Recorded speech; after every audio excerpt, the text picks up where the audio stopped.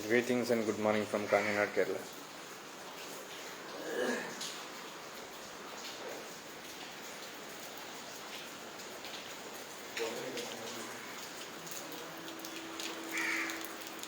So this is the early morning in the rainy season of Kerala.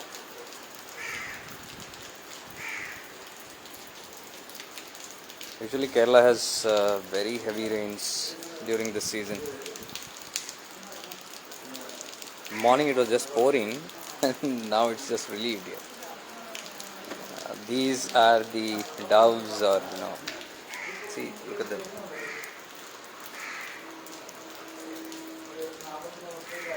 They come to eat here the prasad. This is the prasad that is thrown here. They're all pecking on that. Look at this guy. Hey, look at this. Here's another. There's some construction work going on here, that's why it's all.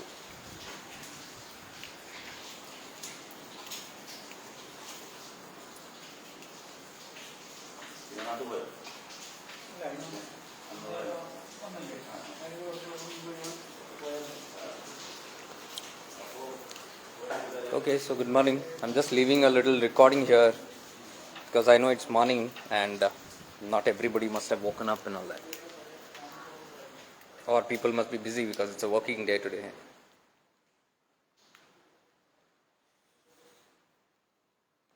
So this is Kanhangad again in Kerala. So I just wanted to make a short video live here just to tell you I'm here, and I just want to relay some of the most beautiful teachings of Bhagavan. That is Jananand Swami's Samadhi. It is down here. I'm right now standing on top of this caves. There are all the caves here. And that's beautiful Kerala. Very green.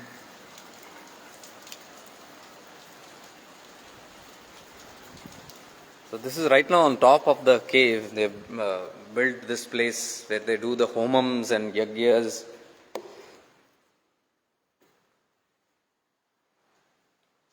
Basically, when I come here, I do one or two homams like Mahamrityunjay homam and the Ganapati homam.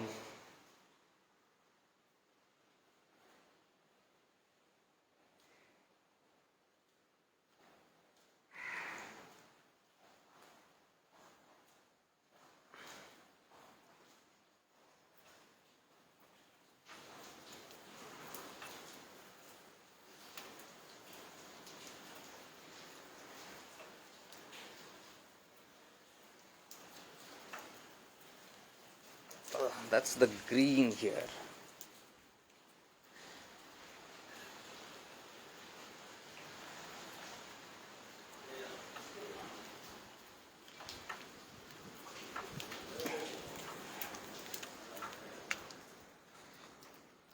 Okay, so what I showed you was the idol of Bhagavan Nityananda, and you can see a lot of images here. Plenty of images.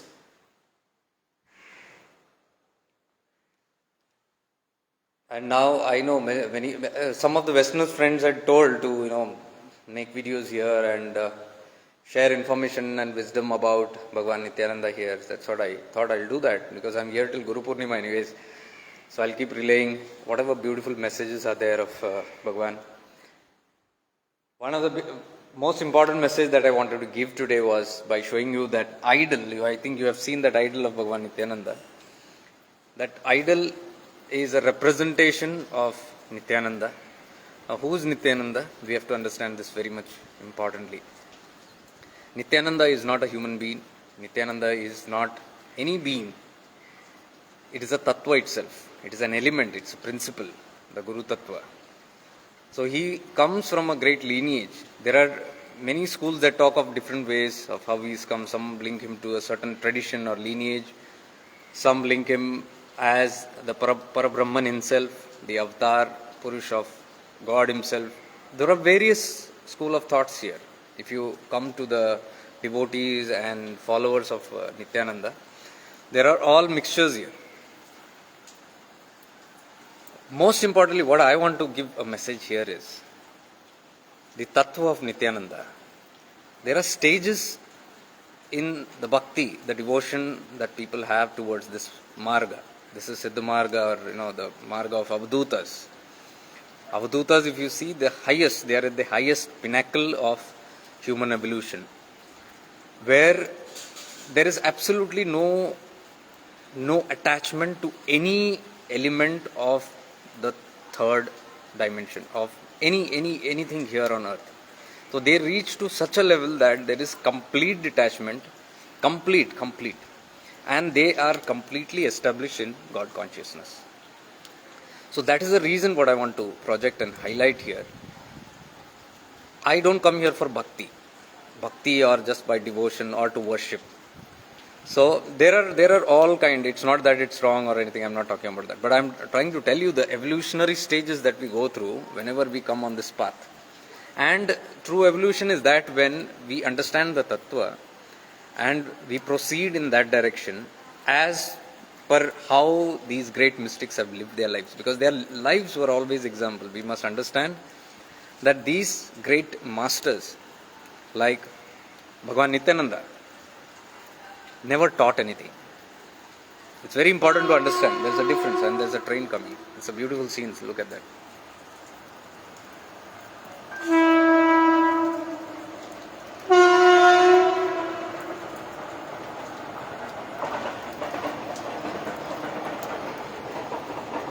I love trains. Bhagavan loved a lot of trains. That is why you can see this ashram is exactly next to the railway track. There are a lot of miracles quoted in the text of Bhagavan Nityananda with trains, because he had a lot of things to do with trains. These are what we call as leelas.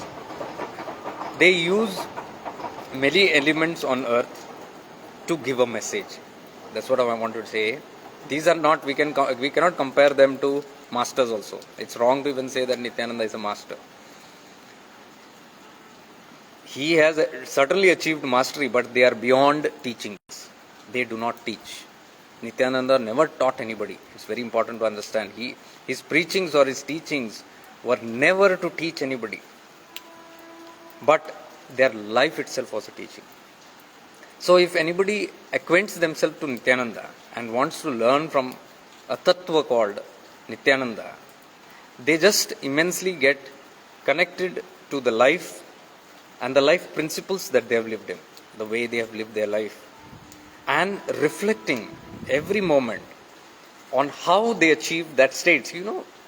The purpose of Bhagavan Nityananda to come and take a human body and do all these mighty leelas was not to show off, because they have nothing to show off. It was to remind you, me and everyone that we too have that potential to carry a human body yet to become godly.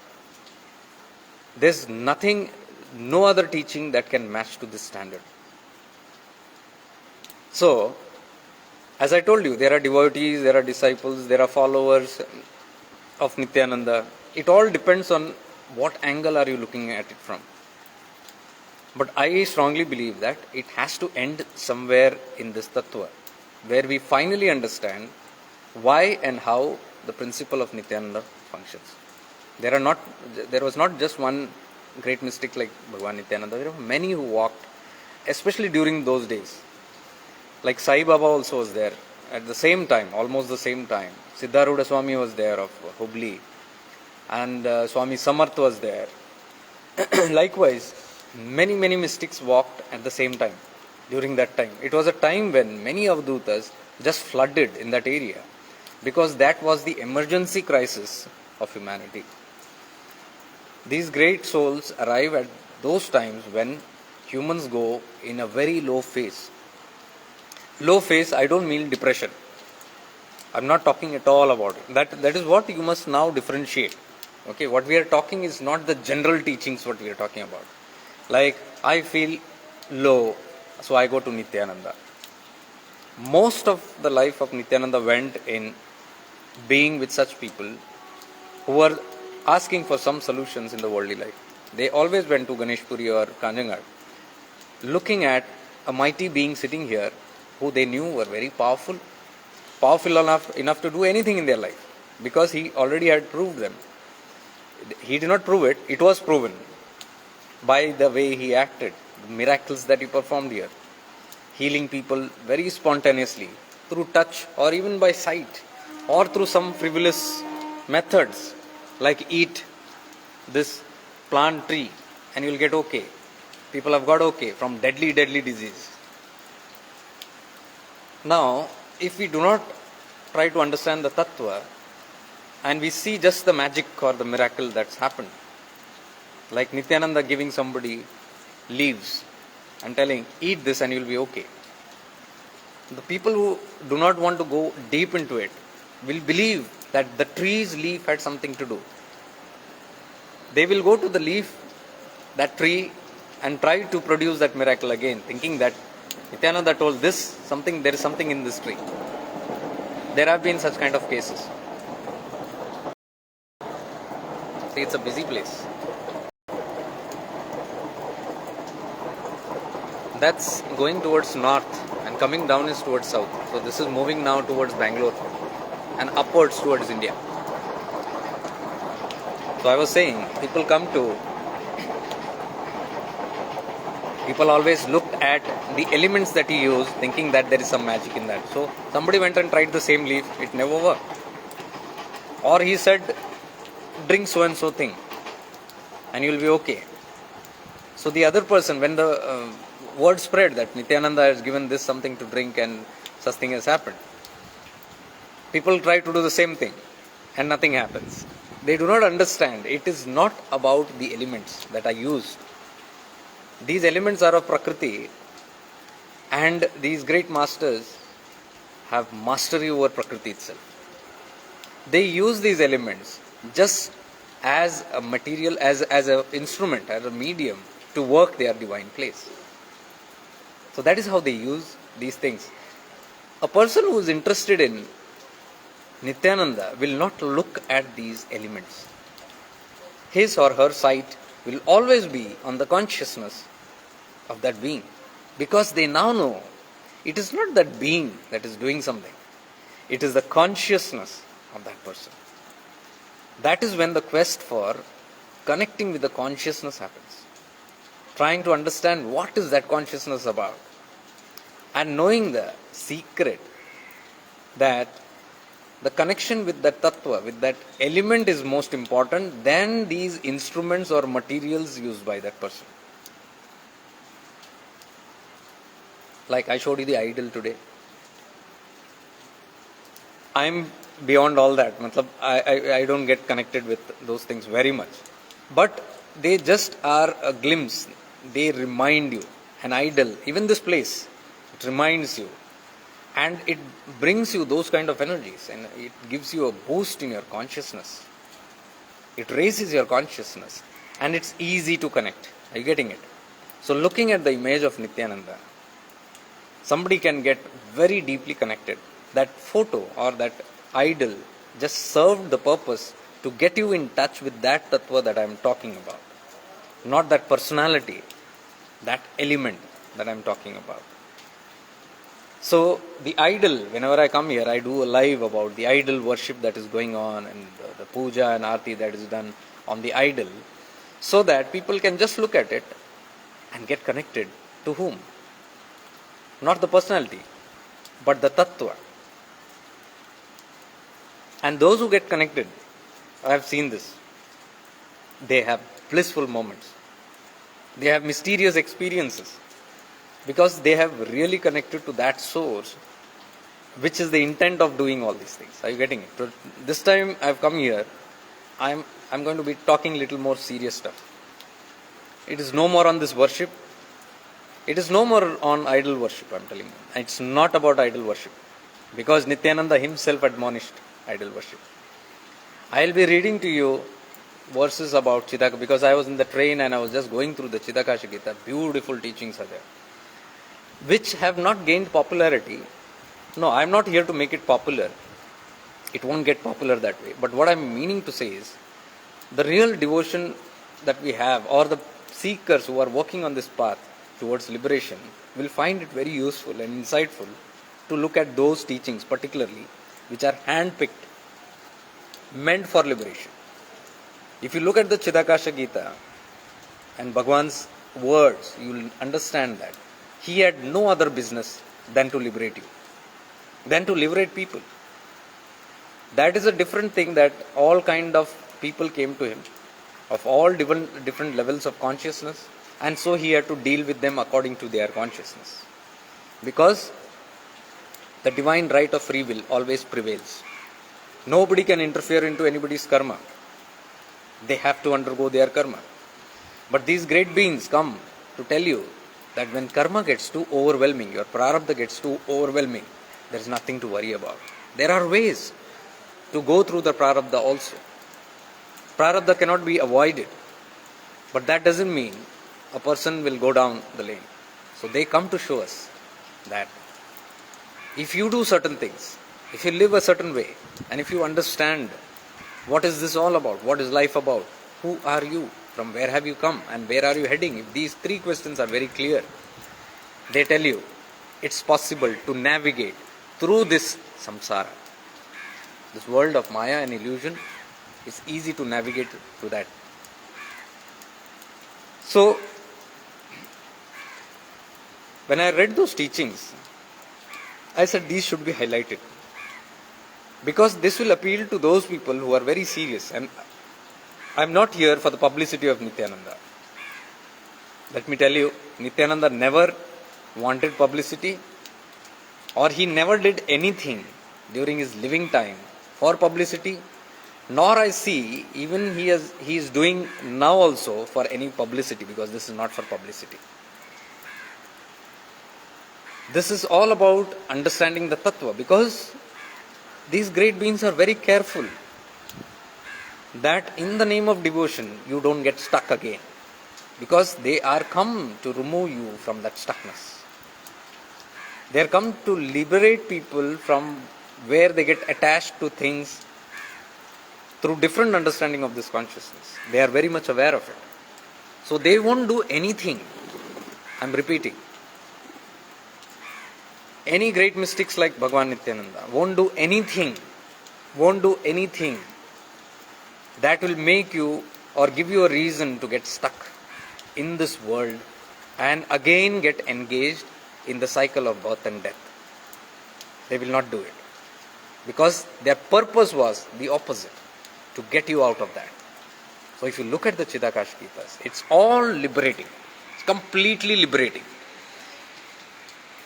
But as I'm telling you, because we have got acquainted with a certain level of living, we get acquainted with understanding how life is. We have very little understanding of how life is. Because when I say we, I'm talking about lower consciousness.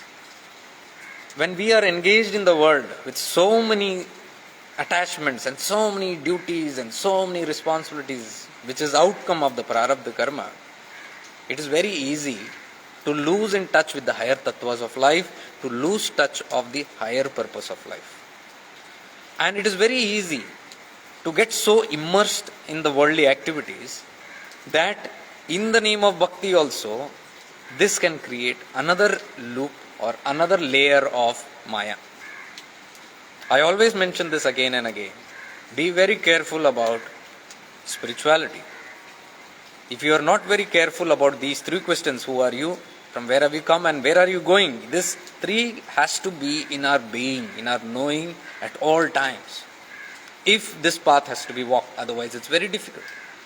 Because if these kind of feelings are not very active in our being, we can get lost. I'm sure you'll agree with this, because you must have seen yourself, whoever is watching this, that there is an intense desire to get out of this cycle, to get out of all this worldly maya. And the more intense you are, you try to jump out of it, the more you get sucked into it. You must have seen this. This is like a quicksand, daldal what we call in Hindi. The maya, the samsara is like a quicksand. If you know how to still yourself, only you will survive. What happens in a quicksand? When somebody goes into quicksand, daldal, If you move your hands or legs there in desperateness, you will see that you are sinking more. What I am trying to tell you is, spirituality is quicksand. If you do too many things, if you are involved in too many things to save yourself in the name of saving yourself, there are chances you go down the lane again. Because this entire path is about undoing, not doing. This entire path is about non-doership. You look at Chidakasha Gita, you will clearly see the functions of Nityananda. Nityananda was completely a non-doer. He himself was not aware what is working through him. If you observe, it's like, this is what I mean by understanding the Nityananda Tattva. Tattva, if you go to understand, you will catch those deep, higher principles through which all these tattvas work, through which all these mystical plays or divine leelas happen. And we understand that this divine leela is not for us to again get stuck. It is to remove us from that. So it becomes very easy, dear ones. If you are focused on these aspects, and if you are right now in a state of awareness in what I am speaking, you will get it crystal clear. Not just get it, you will experience it, I assure you. But you will have to move into a state of awareness. You will have to move into a state where the mind is not functioning. Because when the mind functions, I told you, that is another play of Maya. It will entangle you into something else. Like for example, I come and do live here. That's not the purpose to show you how the Aarti is done. The purpose of Aarti and how beautiful the decoration is done and how beautiful the songs are sung, the chants are done, or how beautiful the Abhishekam or how beautiful the Yagnas are done here. No, that's not my purpose. I just try to tell you these are the tools here which you can use for your evolution. But what I am trying to say is, penetrate, peep beyond all these things, beyond all these props, spiritual props. You have to be very careful. If you don't, this is another layer of Maya where you get stuck in it. You get caught up in idol worship. You get caught up in the chants. You get caught up in just the singing the hymns. You get caught up in just singing the praises of Nityananda. You think Nityananda needed anyone's praises, or he still needs now? The more we sing his glory, the more we sing his praise, we are not going to make him happy. Let us please understand. This is what I am trying to tell you. This is a different level of consciousness that thinks that if I please somebody, I get something. This is apara bhakti. I will today read to you, I have the book of Chidakasha Gita with me, because if I say something, it shouldn't sound that I am talking my mind here, or I am giving some interpretations of my own stuff here. Not exactly. I am exactly trying to just reflect Nityananda Tattva in the most simplest way, in the way that general people can understand. My mission on earth, in this time, the role is to do this, to connect people to their real purpose. That's it. In any ways, whatever I do, all these travels, all these talks that I am giving, all the life that I am doing, it has only one essence, that you don't forget your purpose. You do anything that you want, because my experience with life is how I have got stuck in the lures and glitters of spirituality, especially the glitter spirituality, the glamorous spirituality. That's not what we are here for. You cannot see glamour in Nityananda. There is no glamour in a person who is wearing loincloth and has a big belly and who talks anything that comes to him and is not in his mind. He has no mind. He seems to be a lunatic to many people, a mad person. Good for those who has to keep away from such tattvas, because when the time is right only, you understand who is Nityananda. Nityananda's grace is so blessed. My Guru used to tell, long back, जिसकी भी नजर, नित्यानंद की नजर जिस पे भी पड़ गई उसकी बन गई, उसकी तो लग गई. मतलब meaning, if the eyes of Nityananda falls on anyone, or whomever the eyes of Nityananda falls on, the gaze of Nityananda falls on, he is done with. So that explains the whole thing in just one line. How important and how deep and how powerful His grace is. I am talking all this from my personal experiences and full conviction. I am not glorifying Nityananda. He doesn't need glorification. And there is no love in glorification. When we glorify anybody, when we talk high of anybody, that's just an ecstatic state, your devotional state probably. But it has absolutely nothing to do with that tattva. Neither God is pleased, nor the Guru is pleased, nor mystics like Avatari Purush like Bhagavan Nityananda are pleased by devotion. They only encourage your devotion because devotion becomes a strong connection for you to establish your consciousness to their consciousness. That's all. It is just a connecting factor, that's all. Once they connect, rest of the things happens through consciousness. That is why first they do leelas, they perform physical activities that can convince your mind that there is something beyond the normal level of life, the average way of thinking. There is something more deeper. When you see a miracle happening, you start pondering, what is this about? How is this possible? Or you see the power in somebody else, in that being. And now you want to connect with that power. Why? It's through greed. They know we are all greedy. They know how people lust for things. So they use your external senses. And they please your external senses. When you connect with that external senses, you can go deep and connect to that tattva within. Only then. So it is a gimmick. It is a fishing net for all the great mystics to show all these kind of leelas or miracles to you. And that is what precisely Bhagavan Nityananda did. If you look at people, first they get awed with the mystics, and then they start wondering how and why, and they even get to the point where they start wondering what is their purpose of life about. Why are they existing in this world? There is a deep sense of longing to go back home once anybody comes in touch with these kind of mystics. It's again from my story that I'm saying.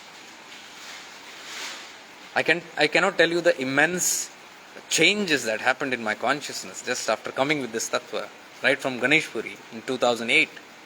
Since then it has never stopped. So I can vouch for it. When I came here and looked at Nityananda and got some experience of his grace, which I call as miracles, that was the first time it opened my mind into understanding what this thing is all about. How is it possible that things like these things happen? And that questioning led me to deeper inquiry of who is this Nityananda? How can somebody like this do? Because when I walked into Ganeshpuri, I had badly judged this mighty being as who is this long, black, and somebody with a pot belly and in loincloth doing here? Who is he? Why are people surrounding him? All these kind of questions were there. See, it began from there. But eventually, it was all beyond it. It took some time. Then I understood. That's the magic of Nityananda. First, give you an experience, some dose that makes you ponder. Though you are not able to relate to what's happening, when you look at Nityananda, when anybody looks at Nityananda for the first time, they are unable to relate. Who is he? And how can he do something? I remember one friend from USA, she had called me. She's a Nityananda devotee. And she had a strange dream. After many years, after almost 10 years, she had gone off the track, of the path. And after that dream, she was just reminded of his existence. And she was very emotional and she tried to connect to a friend, and friend just connected to me, and that's how we got talking. But she told me, the first time she saw Nityananda, she was like, this guy has some eating disorder. Because of the huge belly. See? And today she's a completely transformed person. She looks at the Nityananda Tattva in the right essence, in the way it has to be looked into. Not the outer, but deep internal consciousness. That is what I am trying to tell you, the magic. It starts with all this. People who do not know are very curious. And I have seen most of these people who have an affinity towards Nityananda. I'm sure it is not one lifetime love. I'm sure. The people who have just felt connected to Nityananda, just like that in this Janma, and are unable to understand, why am I connected? Please understand, there is something more than this lifetime. It's not a journey of one lifetime. This is not a love affair of one lifetime. I realized that very late. I was questioning, how? Because basically I am from a Christian background. I have nothing to do with all these things. Neither this culture, neither this tradition. But that Christmas day of 2008 completely transformed my life in Ganesh Puri. And I was forced to understand or think or contemplate on more than my religion that I was born into, more than the traditions I followed, more than the myths that I knew, more than the little understanding about religion and spirituality that I knew. I was deeply forced to contemplate, what is this element? I believe that is how you guys also, whoever has this affinity towards Nityananda, it comes by. It is not a one-time life affair. There has to be some connection for multiple births to be so strongly connected to this tattva. Because this tattva comes in the final stages of human evolution. Please trust me on this. I am repeating it again. I am hoping you are in awareness right now, because if you are in a certain state of awareness, you might listen to my voice, but things will happen to your consciousness, because it's been relayed from there. So these things, whatever appeals to you, whatever your eyes catch, the arti is happening, a different arti is going on, you connected to the arti, you are falling in love with that process of puja or whatever is happening there. Those are all catches, fishing nets, to bring you into the real tattva. After a certain stage, no idol worship will matter to you. How he looks, the alankar, how the puja is done, how the arti is done, doesn't matter to you. It will not matter. What I am trying to say is, a day should come where the devotee becomes a seeker. Devotee is worship. When you worship, that I'll talk to you. This is not my ideas. This is coming from Chidakasha Gita. I'll read it out to you. This is what Nityananda said. That your bhakti should be very selfless. Only with selfless bhakti can you get deeper. What is selfless bhakti? That is para bhakti, which I always speak about. And what are these things that I am talking about? Outside devotion. This is apara bhakti. Nityananda never advocated these things. People do it. People do it out of their love, out of their understanding of that tattva. Because whenever we see something that is revered high from our level of consciousness, and we see that, we have to now respect and give reverence to that tattva, we begin with the external worship. That is how it begins. And that's good. If somebody wants to continue worshipping for lifetimes, tatastu, so be it. There's no stop in that. But Nityananda didn't want anybody to get stuck just there. Singing his glories, singing his chants, contemplating his name, doing parayans, what is that? Parayan. All the rituals, any kind of rituals, or even worship, daily puja, daily aarti, whatever you do, abhishekam you do, these are all again just to connect you to that tattva. After a certain stage, you must get within, and that is evolution. When you get within, that is evolution. That is what I am trying to relay this time, especially this Guru Purnima time. Because I am telling you, if you go by your senses, it's very limited. You will want to only see that person, or have a touch with that idol, or talk to that idol, or put a prayer to that idol, sit in front of it, worship it. In worshipping there is two. Dvaita. There is a worshipper and there is the one that is worshipped. I would like to make the statement that these are devotions, but they are lower states of devotion. The higher state of devotion. And this is not selfless, this is selfish bhakti. I am not saying again. Chidakasha Gita says it, Bhagavan says it. Anything that you are dealing in Dvait, two, where there are two, the giver and the taker, it is selfish bhakti. Selfish in the sense, I need something. I need something for my gratification. It is my greed that provokes me to go and worship it. Because I need something. It might be even liberation. It is still a condition. That is why it is called conditional love. The love is based on a certain condition that I come to Nityananda or anybody of my Guru to get something out of it. Nothing wrong. It starts with that. But what I am trying to say is, after a certain level, it has to transcend that. Otherwise, the evolution is not happening. We are stuck at that level, that limited level. I'll read out that para to you, where it will make sense to you. So that we understand doing all these things are good enough, but after a certain level, you must be having the courage to even discard it and look beyond. One second.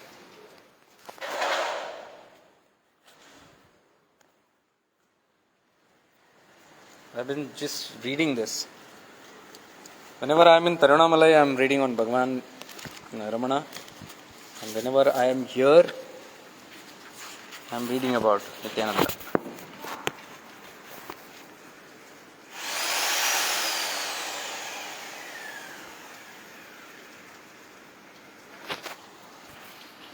There is a lot of work going on this side. Yeah, if you take the Chidakasha Gita and read verse 286, it says, desireless bhakti is not for the enjoyment of worldly happiness. I'm going very slow on this so that you get deep into this. Because if I tell you, you'll not believe. But let me tell you what Bhagavan has to say this. He says, desireless bhakti is not for enjoyment of worldly happiness. What is desireless bhakti? No selfishness. Selfless bhakti. There is no desire involved in that bhakti. There is nothing involved that I need something.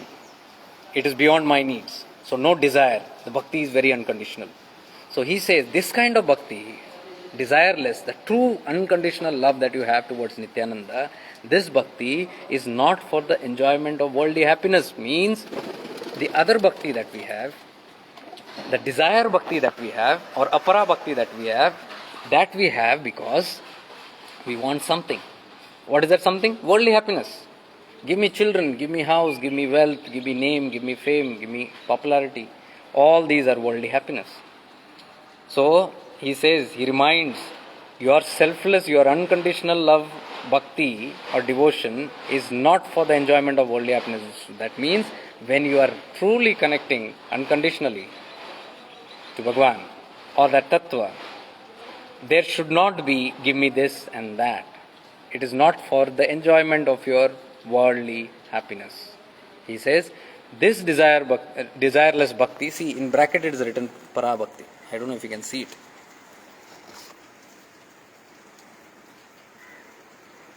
He says, this desireless bhakti or para bhakti. Okay, let me change the camera. This is wiser.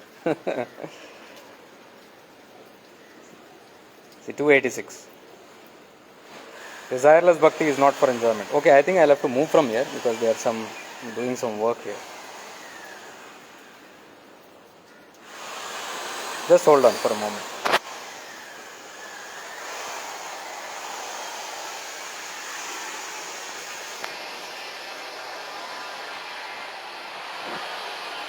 Actually, it's very heavily raining today here.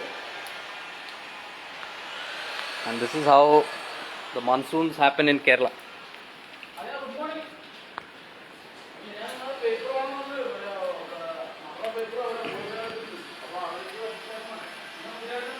So here is what we are talking about. It's a powerful idol to connect with.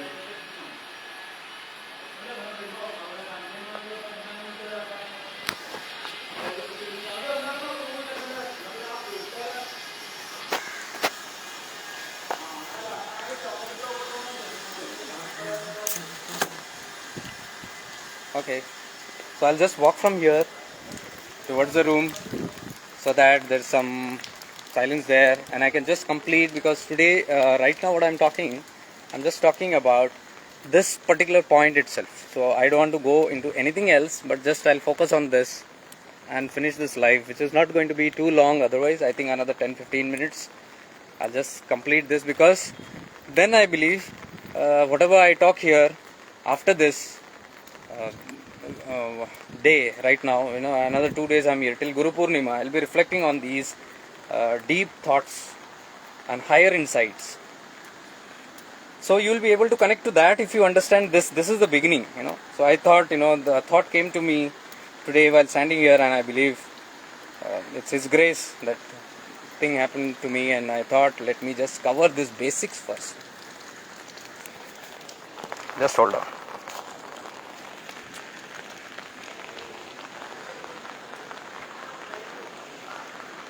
കഴിഞ്ഞോ ആസ്ത കഴിഞ്ഞോ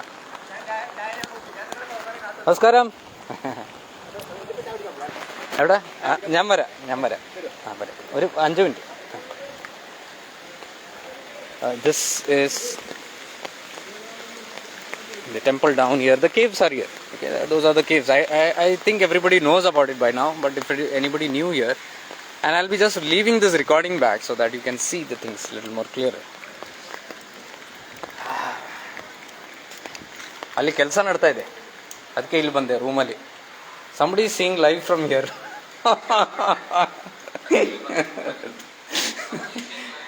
ನಾ ಬರ್ತೀನಿ.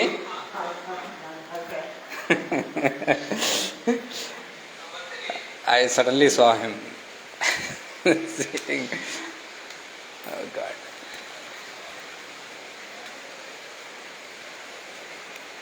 Yeah, this is a place where I'll be able to focus a little easily. That's the caves there.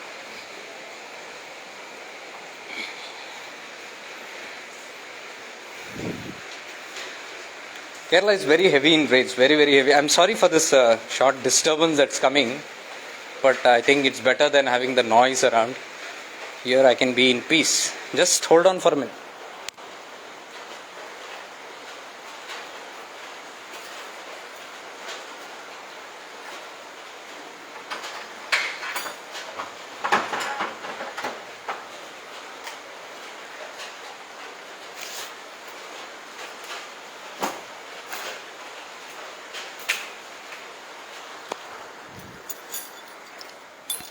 Okay, so here I am.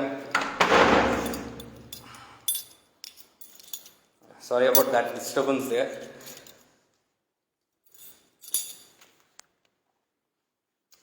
Yeah, so I was talking about this Parabhakti. Completely raining out there. So the trains can be seen from here, it's so close. Okay, just give me a moment. That's him.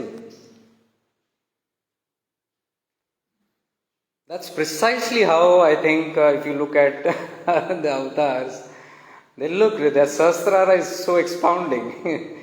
See, it's looking so beautiful. Can't see their head actually. I'll just put this chair here. So. Okay, now let me get back to what I was saying.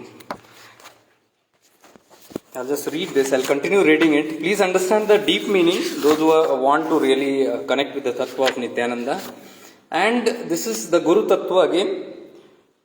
Anybody who has Guru, who doesn't have, it's all okay. Those who do not have Guru, okay, this will connect you to the Param Tattva. And these are the secrets of the Param Tattva. And those who have Guru, yes, you will be able to relate with your Guru also in this manner. Because please understand, the Guru is that Tattva. Guru is not a body. Okay, it's a myth. And what am I telling you today?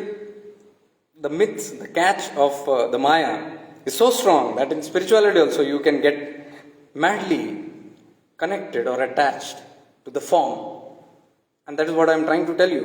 Even getting attached to the form of Nityananda is not the real purpose of Nityananda.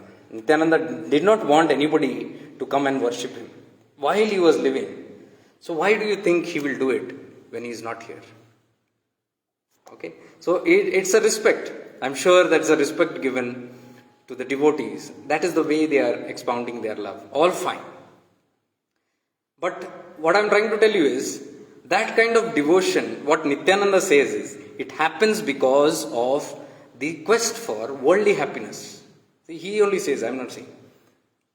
That bhakti, which you do for gaining something. You go to a temple, you go to a Mahapurush, you go to a Siddha and Avadut, you go to your Guru, you go to any master, you go to any god, deity.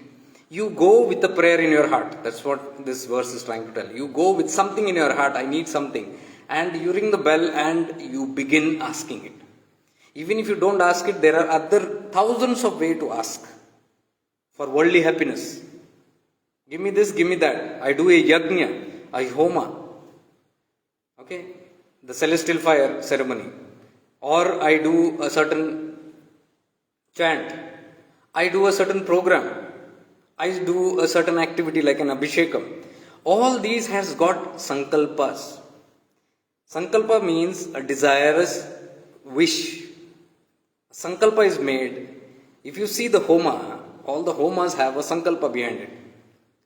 So you see that before beginning the yajna, they take a sankalpa. And that sankalpa, you will see, is almost always for worldly happiness. Dhana prapti, putra prapti, I'll tell in English only. For a gain of children, for the gain of wealth, for the gain of fame, for the gain of good health, for the gain of expansion in this world, for the game of winning court cases, for the game of changing love stories and converting relationships, in the name of saving relationships. It goes on, endless list. So these are sankalpas that we do before starting a homa. And even the Shiva Sutra says, even the Shiva Tattva says that you got to go beyond that. This is what I exactly relate to you from Tirunamalai, when I brought to you those insights on Upadesa Sara of Bhagavan Nityananda, Bhagavan Ramana Maharishi, who said very clearly that Shiva, how Shiva has explained in that, ki you are fallen into Karmakanda. The Rishis were doing Karmakanda. The Grahastha Rishis, with their wives, used to always do these ceremonies like Yajna, all the time. And every time they propagated this will, this sankalpa, some or the other sankalpa. It might be even for the earth, for the good of others.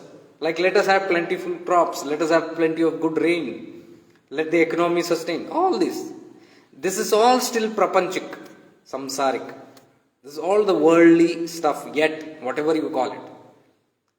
So, when the rishis were lost in this yajna process all the time, that is when Shiva, in a certain divine play, he presents there himself and distracts these people. It's a long story, you can go and read it. And he takes the help of Vishnu. It's said that Vishnu becomes Mohini and Shiva becomes a young, handsome sage, and he walks where this Karmakanda is going on. And he comes with Mohini, which is Vishnu's different Swarupa, an illusory play. There, the Mohini, Vishnu has become a very enchanting female.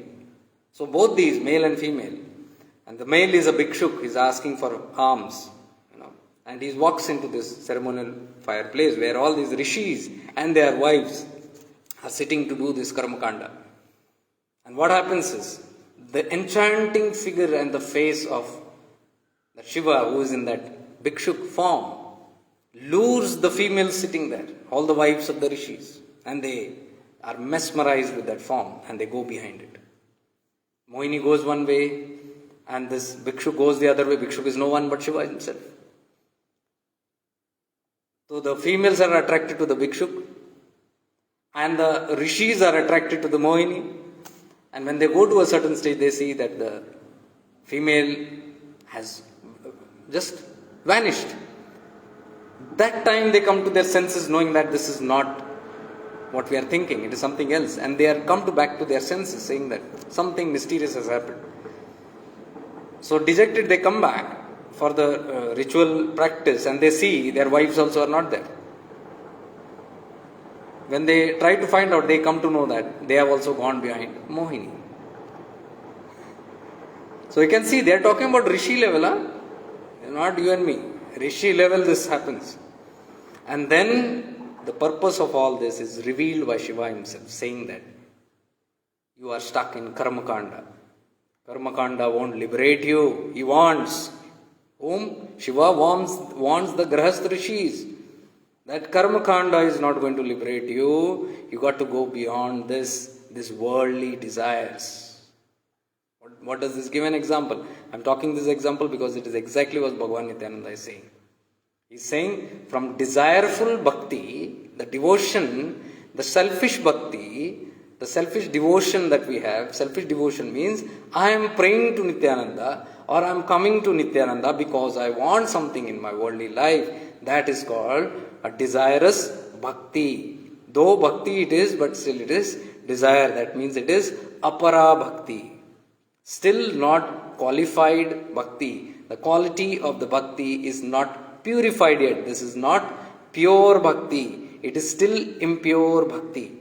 So with impure bhakti, with this kind of conditional bhakti, when you do a certain practices, the consequences of that karma, the phala, karma phala of that particular ritual or that activity is also limited and is not pure and selfless.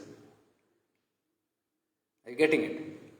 So you asked for a child. This happened when people went to Nityananda and asked, give me a child. He gave them. That was full of desire bhakti, selfish bhakti. They wanted something. They came to him. He gave. No conditions attached. Conditions is from our side. He has no condition. But what he is trying to tell, that still won't give you the final thing that I am trying to give you. You might have a little gains out of it, but it will still not give you the ultimate gain for which you have taken birth. So for that, you will have to shift from this desireful bhakti to desireless bhakti. Shift from selfish bhakti to selfless bhakti. Shift from impure bhakti to pure bhakti. Shift from conditional bhakti to unconditional bhakti. It is that transition for which Nityananda has come. Because otherwise, we don't need people like Bhagavan Nityananda to come and fulfill our worldly needs. We are already getting that. There's so many karma kandas that we do. So many temples we go, so many astrologers we go, so many things are there which we get. You don't need somebody like the Parabrahman himself taking an avatar, a human body, to come and give you those worldly desires again. Please understand this. This is where we must understand that they have come with a purpose that is very high. Not in this mundane worldly stuff. So this time I am completely going to talk about no worldliness. Completely out of worldliness, and I will reflect to you how Nityananda was completely against this worldliness. Materialistic stuff. That is why I am saying these teachings are not popular because they do not serve our purpose. They are not in our taste. We have this tendency of choosing only those teachings which will serve our purpose, which will in simple terms serve our greed. I told you this apara bhakti comes only from two causes. Reflect very much. Be in awareness while I am saying this. This only because you will reflect it happening from your life. You will reflect it immediately. You will go into awareness of your life. You will become aware of your consciousness, your life, your purpose. And you will see, you will understand that this bhakti comes from only two purposes. The intention is only these two things. First is, out of greed, I want something, or out of fear, I fear something will happen to me if I don't do this bhakti. Many people keep on with pujas, artis, every single day out of fear because, oh, I have not done it today. Every time I do it at this time, today I have to do it. When it comes to I have to do it, it is monotonous, it is robotic. It does not have heart and soul in it. It is meaningless for tattvas like Nityananda. It is coming from fear. And I'm telling you, what comes from fear is not pure love. Unconditional pure love does not involve greed and fear. You know. So there were times when in my life, my masters, I was scared of them at one point of time. I was scared because something will happen. And out of the scare, out of that fear, I was following them. There was certain fear at a certain time that if I don't do this, this will happen to me. I didn't know that's a very low state of mind. I was thinking it is devotion. Because if you love somebody, then you have to just love somebody. You have to love. It becomes like you have to love. There is no option, but you have to love. Like if you have a master and you have a condition within, I have to now serve the master or fall in love with him because I have to. Because if I don't, then blah blah blah will happen to me. Are you seeing that? I am going to a temple on a certain Monday or a certain Tuesday or a certain Wednesday or a certain Saturday. You see, this is mostly instilled with greed or fear. Greed because if I go on a certain day, that being will get satisfied. And that being will get prasanna with me, happy with me. And so, that being, that deity, will give me bountiful gifts. Are you seeing this?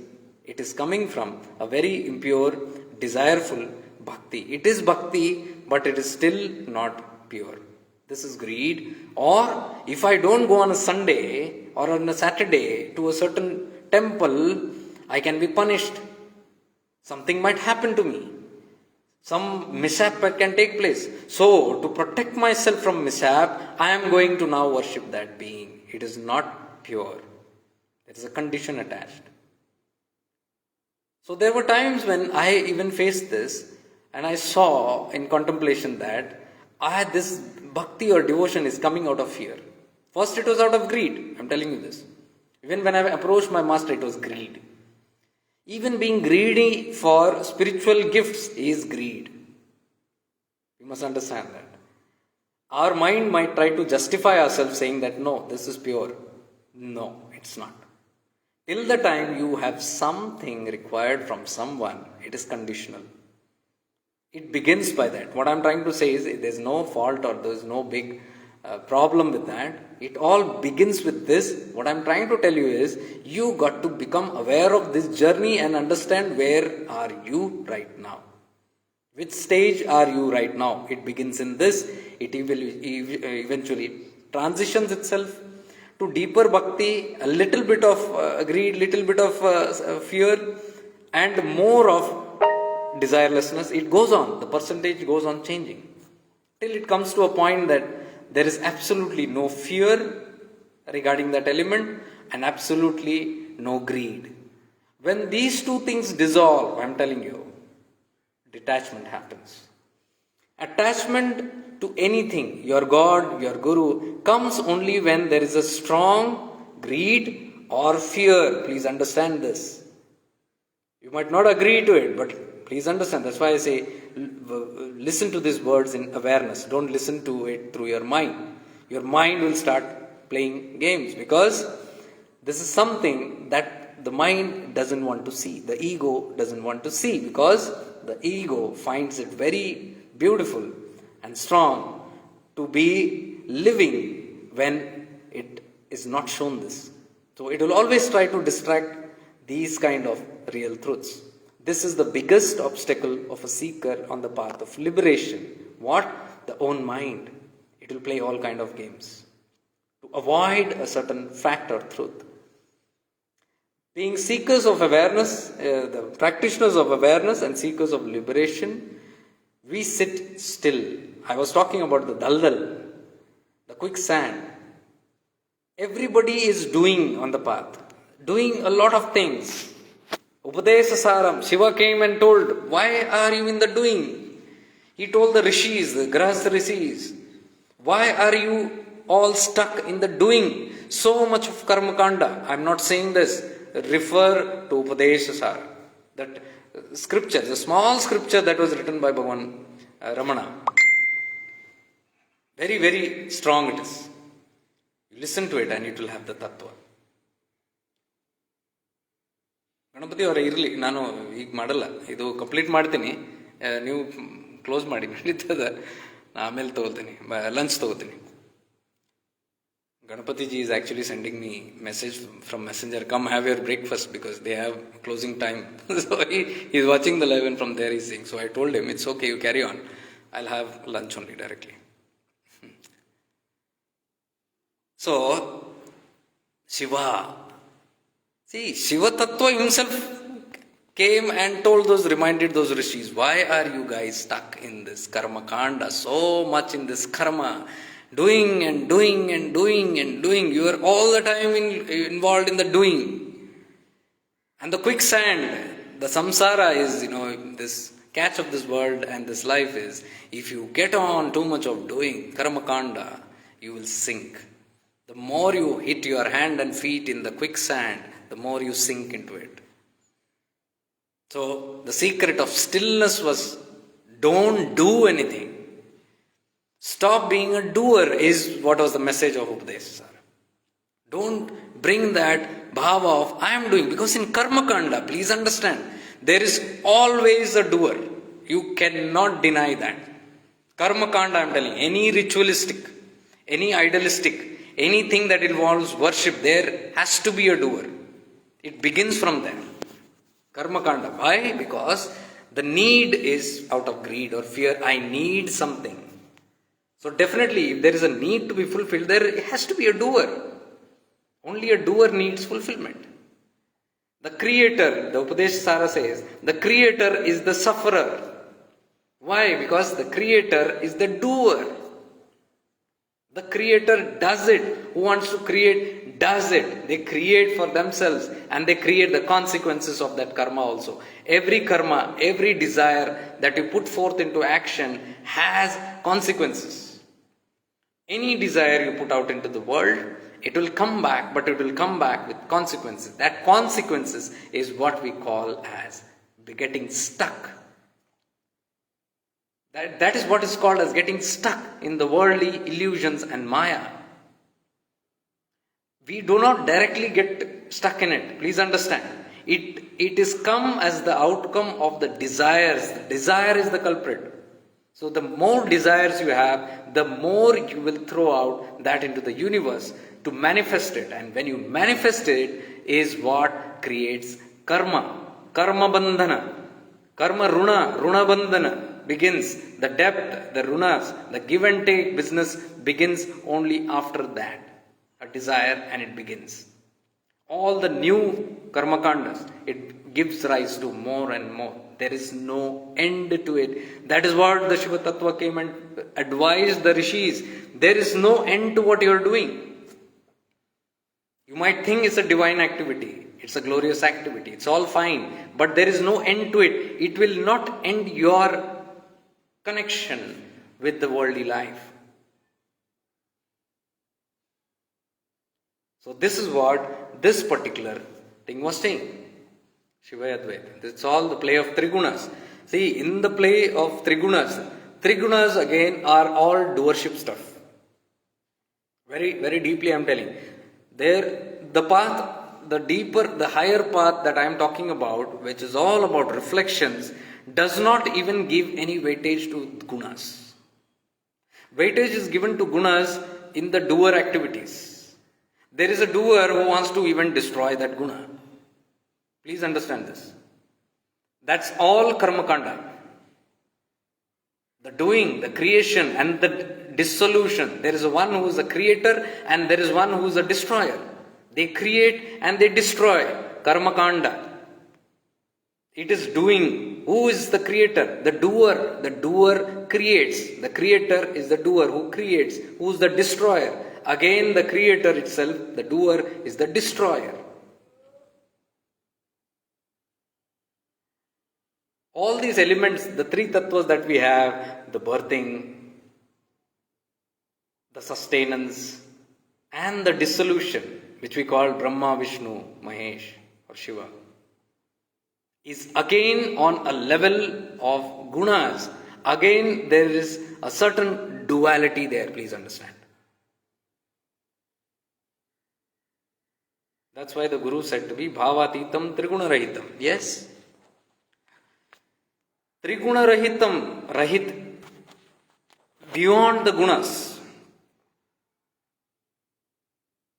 Bhavatitam triguna-rahitam sadgurutam namami. Here also bhavatitam it is saying. Bhavatit. Atit means go beyond. Gunatit, go beyond the gunas. All the three gunas, you go beyond it. Go beyond the bhavas. Bhava also, last time also I was explaining about Swami Vijayananda. He was talking very beautifully about it. That there was a paduka on his table.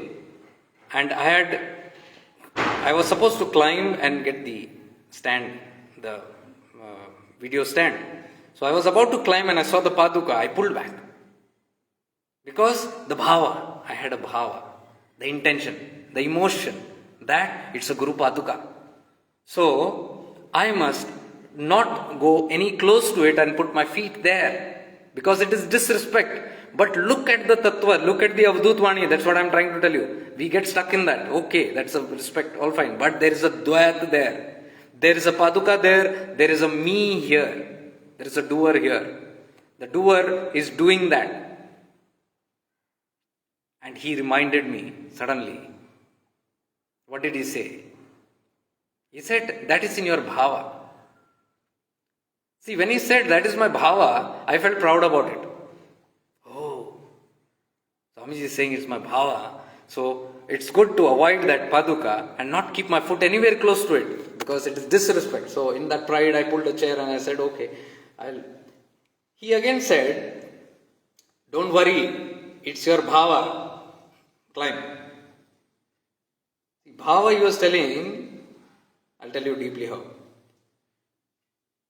When he said that, I said, no, Swamiji, still I don't feel like it. I understand what you say, but still I don't feel like, stepping in, put my feet very close to it. He said, what is a paduka? You are putting your paduka on the paduka. Now, it is offense to many people when you think like that. But he did not mean that way. And we are not talking a casual talk here, because a state of consciousness is different when we are talking that. It is not in the average state of consciousness when somebody speaks that. And that time it jolted to me, oh my God, what are you saying? Maybe he joked it out.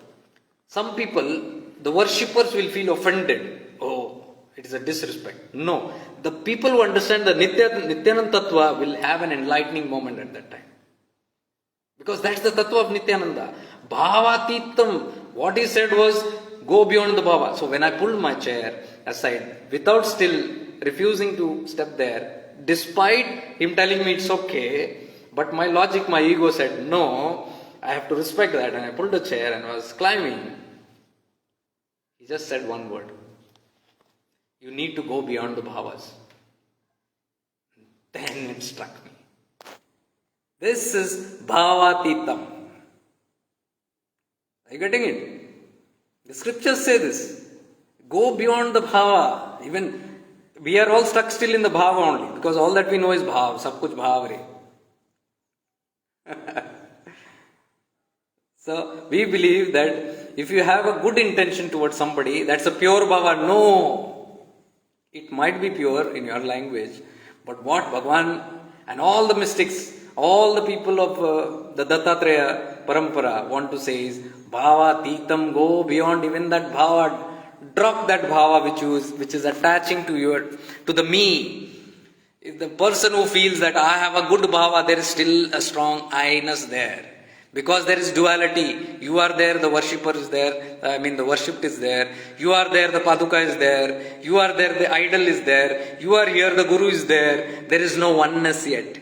When you go in oneness, understand this. If you are one with that tattva, where is the paduka? Where are you? Are you getting it? That is what is called bhavatita. Drop even that bhava. These are very high teachings. I don't know if it is relating to you also. But still, it's my duty, my dharma to put it here and leave this recording behind so that you please understand. Because this Guru Purnima, I want to give this very strong message. A message of my life which I have understood and learned. And it will be very helpful to you. I mean it. It will be very, very helpful if you understand this tattva and not get caught up in what the world is doing. The whole world is lost in something else. And it is being glorified. Let them be stuck, no problem. But you get beyond it because these are the words again. Bhavatitam trigunarahitam. Go beyond even the gunas. Don't sit again brooding over the gunas. Oh, this is a sattvic guna. I should not have a tamasic guna. I am having rajas and ego and anger. So I should put a curb to that. What is trying to put a curb to the rajas and tamas? Your own sattvic guna. So it is a battle between the gunas again. Previously, look at this. Previously, the other gunas, the lower gunas, what you call, the tamasic guna was gaining dominance over you. Through lethargy, through dullness, through evil. And then the Rajasic came, the Rajasic gunas, the Rajas gunas, which was anger and pride and jealousy and hatred and, the I, me, mine and all that stuff. That was fighting within us. Gunas, it's a battle of gunas. All these gunas are fighting all the time. Now, when I turn a spiritual person, I become a nice goody person. I become a very divine person. Now, the sattvic guna starts rising. Now there is a battle where the sattvic guna, sato guna, takes charge and it now wants to destroy the other two gunas. See the battle? Fierce battle. And then as we do all our spiritual practices, we evolve thinking or using the sato guna, where the Rajasic and the Tamo guna go down, and finally we are able to see that we are becoming pure beings. You'll see people suddenly changing from aggressiveness to very stableness. People who are very irritated and bothered, you'll see them getting stiller. People who are very evil, they will start becoming better. People who were very not regarding others or other lives, suddenly they will become kind and compassionate. This is the rise of Satoguna. And Satoguna expands and expands. This is what all the religions teach. They teach Satoguna, become Sattvic, become good. This is what even spirituality, become a good person, become a good person. That doesn't end here. The Nityananda Tattva, the mystics, the Avadutas don't stop here. They say drop even that ego of Sattvic Guna. Satoguna, we think it is very good. Yes, till a certain extent. Satoguna only brings this apara bhakti. It's a bhakti, but still it is impure. It has some other intention. So a sattvic person can be very devoted, can become a good devotee, but still there is a guna of satoguna. That has to transcend. That is what is meant by gunatitam, trigunarahitam. You have to go beyond even the gunas. It says, the mystic says, drop even that satoguna, that goodness, that niceness, that divinity. I am divine. Drop it. Drop that also. When that drops, what is left? There is nothing left. And that is the purpose. To get you in touch with nothingness. Everything when it drops, you see the word is nothing is left. And you have reached. It is as simple. That is why the path is not complicated. We make it complicated. We build things around it. It's very simple. Very, very simple. So Bhagavan Ramana just said, stop doing, that's all. Just be. Don't do. Don't act. Nothing. Just be. Just be means in the real that you are the stillness. You are stillness. What makes us non-still is the gunas. So now if the guna is there, the guna is the culprit. Now how to get rid of it? Not by fighting against the gunas. Just drop it, don't give attention to it, is what all the mystics are saying. Don't get involved in the battle of the trigunas. They will always fight. What you need to do is not engage in that play. That's all that they are saying. It's not saying that it will eradicate your gunas. It will not saying by being still all your karmas will go. No, the karmas will act, but you don't relate with that karmas. You don't get engaged in that karma. When you don't get engaged in that karma, you don't create new karmas. I'll reveal to you some secrets. Some secrets from the Bhagavad Gita also.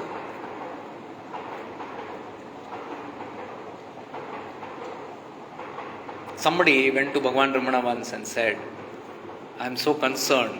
I am doing this karma. What will happen? If I do something, something will happen to me.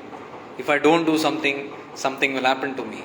He said, Ramana just said that's doership which you are feeling. The I-ness is still there, that is why you are feeling. So he said, I am involved in the world. I have to do a lot of work. I am involved in taking care of my family, in taking care of the worldly business. For whatever purpose, I cannot ditch it. Ramana said, you need not ditch it. Don't just engage completely in it. Do your duties. Don't get engaged. He said, how to do that? He said, leave up doership. Just feel that you are an instrument. The other day, one of my friends called me. After a long time, he was feeling a little low or something. And many months passed, we have not talked. And I don't think he even sees this live, because many of my friends don't see all these things because they feel weird. It's okay. So I have lost many of my friends in this journey, which I often keep on saying that is a part and parcel of this spirituality. As you keep on moving, you will attract new people, you will drop many people. Just go with the flow. There you are not even asserting why, how, nothing. You are not engaging in anything. Just be yourself.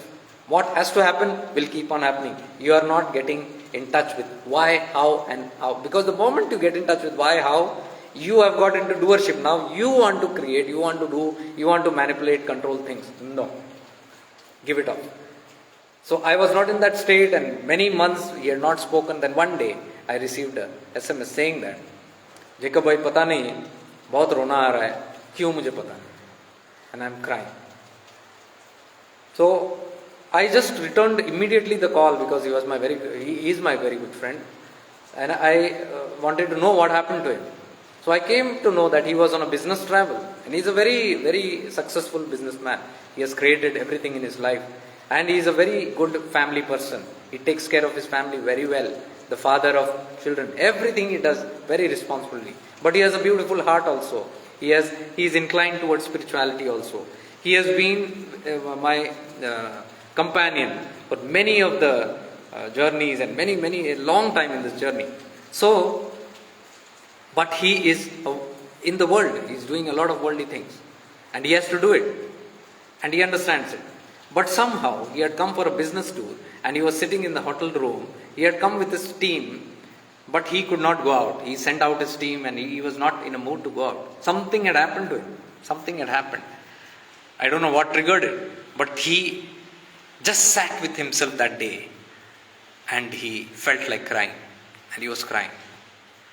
And probably he thought of me, and he sent me this message.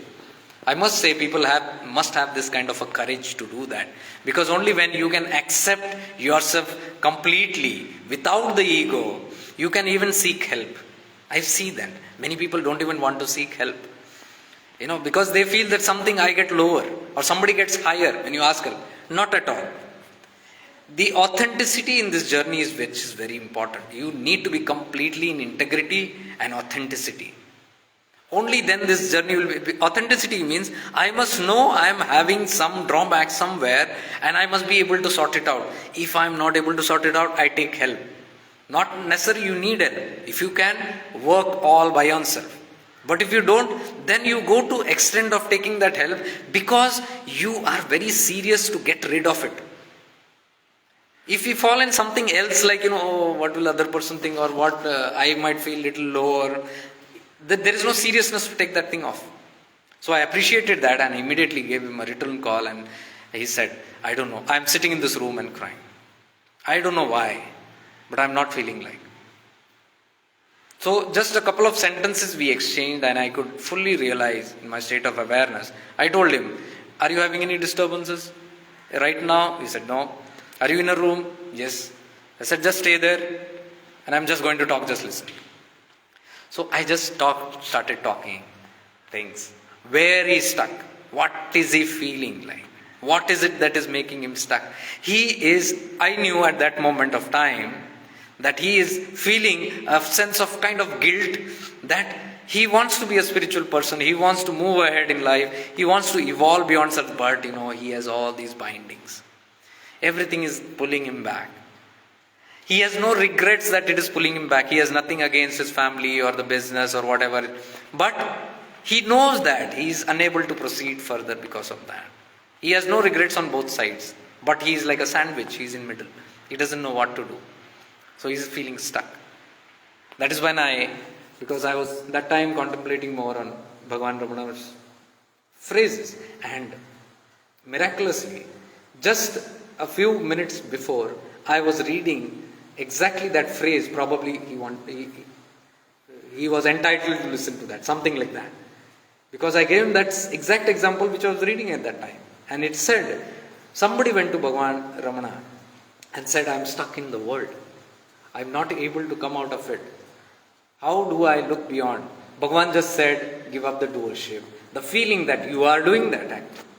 All that you need to do is just move like an automatic being. Just move by that grace and that pull of that grace, however the grace or that power makes you do that work. Don't link, don't entangle, don't associate yourself with that as you are doing it. Always believe that you are a medium. You are just a medium. You are just an instrument of the divine, and that divine has given you responsibilities. So I told my friend, you can put in this manner. Even as a father, as a husband, as a person in the society, as a son, as anybody, as a boss to your... you are just an instrument that being has placed in that purpose for many things to happen through you. So it is the privilege that I feel blessed that I am placed in this position. And now let me do my job, my responsibility completely. Let me be a proper, full-fledged parent. But in this understanding, in this awareness, I do that I am not the doer. So when you are not the doer, you are not a father also there. See, it's very deep. You are not a father, you are not a mother. Means, externally, yes. I told, children do not happen to you. Children happen through you. Please understand this. They have come through you. They don't belong to you. They are not your personalized assets or property.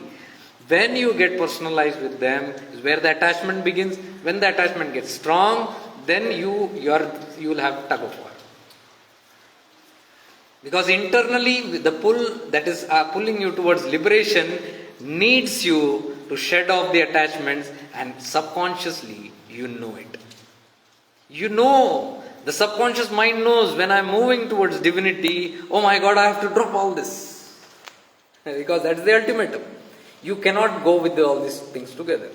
So, there is a subconscious fear or, a remorse feeling that, I can't go ahead because I'll have to drop this. Why am I not able to do it? Because I'm already attached to this. I'm seeing the contradictions. I'm attached. And if I'm attached to this, the other feeling that comes, opposite pull, okay, I'm attached, I got to provide love and care to them. The moment I move this side, suddenly, internally, subconsciously, I'm feeling, I'm moving away from the path. Are you seeing this tug of war that is happening inside? This is what was tearing that person, which I could understand through awareness that he is going through that. So I just told him blankly this, and he agreed this is what is happening. So then I revealed to him this thing. See, I was reading just this. Probably this was for you. Please understand this. And by the time we had that talk, 15, 20 minutes or half an hour, I think, he was completely changed. He said, I'm feeling so good now. I'm feeling so relieved. I'm going out now to work. I said, go ahead. Then I revealed to him one more thing, where Bhagavan revealed this to that man who had come to him. Bhagavan said, if you see, it's a big secret, but it is not told very much openly because somebody can misuse it, but I know it cannot be misused. My understanding, my awareness tells me it cannot be misused because it won't work.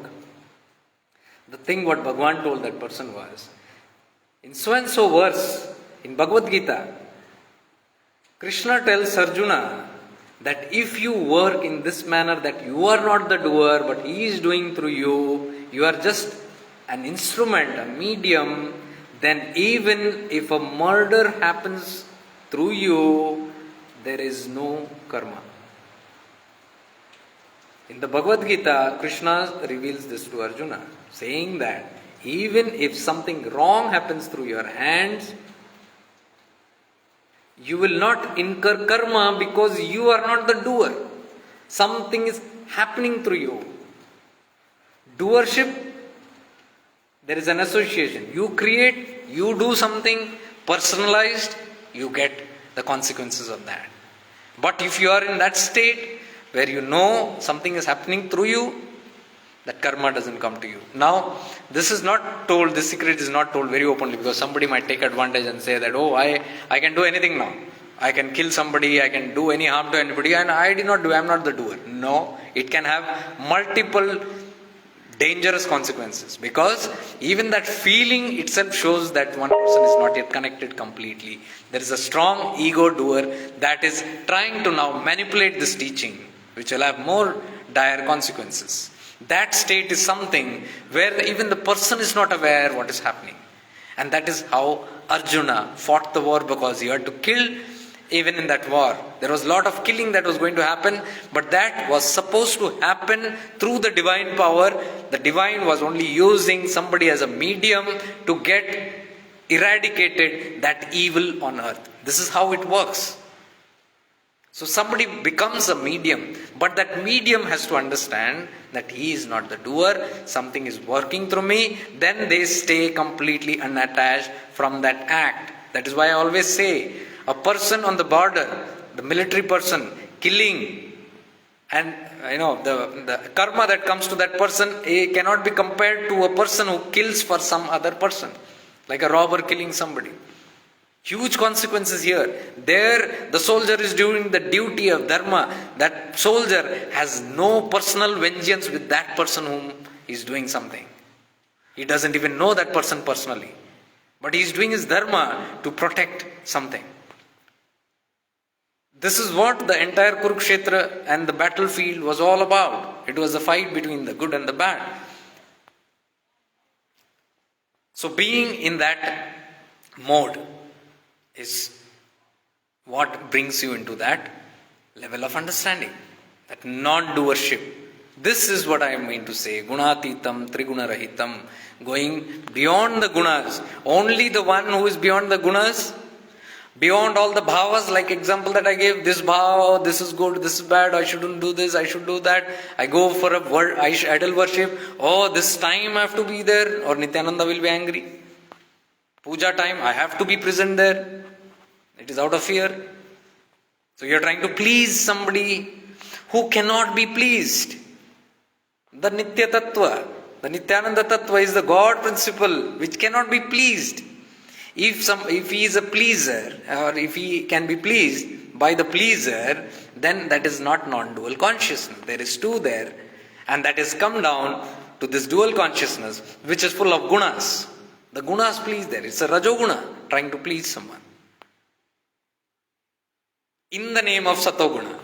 So it's a big catch. It's a big catch. So these tattvas are very essential, and you need to get deeper and deeper beyond this understanding. That is why I thought in this morning, which I don't accredit as my thought, because I was in a state of connectedness here, and this is what flowed through me, that this, if I mention very clearly, then the rest of the talks, whenever I am able to do here, you will understand what I am talking about. It is no more about devotion, it's no more about that devotion what we are talking about. It is no more about worship. It is no more about idolizing. It is about oneness. It is about the awakening of consciousness, the Nityananda consciousness, the consciousness of Nityananda within me. The Nityananda should evolve awaken through me, within me. And that consciousness should be ever alert and present within me. That is when I am one with the Nityananda Tattva. And that's a different state. That is this state that I am talking about, where you enter more and more into this state and being one with Nityananda. You will see that the I-ness keeps reducing, and then you are one with it. When you are completely merged with it, there you are beyond the gunas at that moment. Those stages. It might not be a complete full day activity. It might be glimpses of that. You might enter into that state of oneness. And whenever you enter, you will see at that moment, at that state, there is no thought, there is no I-ness, there is no gunas. Not even the sato guna, oh, I am experiencing. The moment you say, I am having a nice experience, oh, Nityananda is here, and I am gone. It's dual consciousness because there is a thinker there. The non-dual consciousness is one just experiences it without even being aware that I am experiencing it. You are just in that bliss state. So when you get glimpses, you understand these are those states now which I have to expand. The surrenderness comes only by getting and understanding into this state. There cannot be surrender by thought. Many people get stuck in the notions of philosophy of surrender. Surrender to the divine. Who is the surrender? Who is the surrenderer? There is some being, there is a doer that is even surrendering and has the pride of surrendering. They will write like, I don't want to take any credit for this, but I surrender all my beingness to you. You are great. You will take care. See, there is a you and there is the I. That is dual state of consciousness. Even the surrender happens when there is someone to surrender and there is someone to receive your surrender. State of complete surrenderness is not even knowing that you are surrendering, but you are just merged in that oneness. Even this concept of surrender just vanishes. There is no even feeling of I have surrendered. It's very deep. Because surrender is a bhava. As I said, that I respect, giving gratitude is a bhava. Giving respect is a bhava. Giving love is a bhava. Giving, glorifying is a bhava. Praising my Guru or God is a bhava. And what does this say, the mystics? Go beyond even those bhavas. Shed it. Because even those bhavas will have ego. From the ego comes that gunas. So, it is just about sliding, rather what I would call it. It's just a shift of consciousness. We cannot do there. Even it's just a flip. You are in one state of consciousness, and when you are aware of that place or that tattva, you just switch the mode. Yesterday I was chatting with someone. For the past 2 days I have been chatting with somebody on very deeper things, and I've got a little personally talking with that person. But there also I was telling, because sometimes they're saying, you are this person? How can you be this person? I can't believe it's you talking this. I said, see, there are two modes always that we live in. You are something else in the chat, in the live, and here now when you are in this chat, you are something else. What is that? I said, there is a switch that is always happening. When I am talking anything, or when you are talking with your family, with the worldly business, you will see there is a step down in your consciousness. You are not in that state. But when I am doing live or something, I am not that same person. I don't even know who's that personality. You just switch over. That is shifting. What I am trying to tell people is, you can shift. You can switch. My guru used to tell, switch. Put an on and off button, he used to say, always, beautifully. That when you are in a certain role, you are switching this. And when you are in another role, you switch. It's very easy, just flip. Because I used to see him, sometimes when you got to deal with the worldly people and in a certain way of working, he used to be in a certain mode where you are even angry or stern in a certain way, because the other will not understand. They can take advantage. So you become something there, and suddenly when that person goes, you switched, you are gone into your divine glory. A different consciousness. Switching. He said it's just about a button. The same switching is what I call shifting into awareness. So I said, don't judge me by those things. You will not understand. You cannot understand me that way.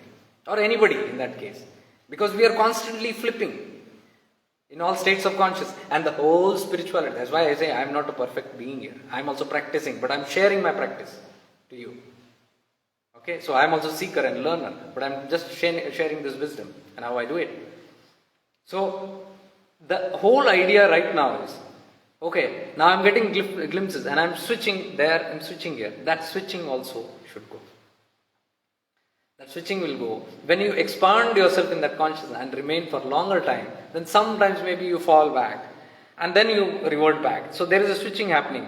Till the switching ceases, it cannot be self-realization. Self-realized state is where after you just stay in a certain level of consciousness. And that state of consciousness itself will ensure that you don't fall. There is no decision maker, that there is no ego or mind saying, oh, I should not fall, I should keep myself there. That also is gone. The doer itself is eradicated in that state. That state, that beingness only will take care. I am here, okay, I am here. This is my true essence. This is my true nature. This is how I be. That is a state of self-realization. Today in the spiritual world, there are many definitions. I don't go by any of them.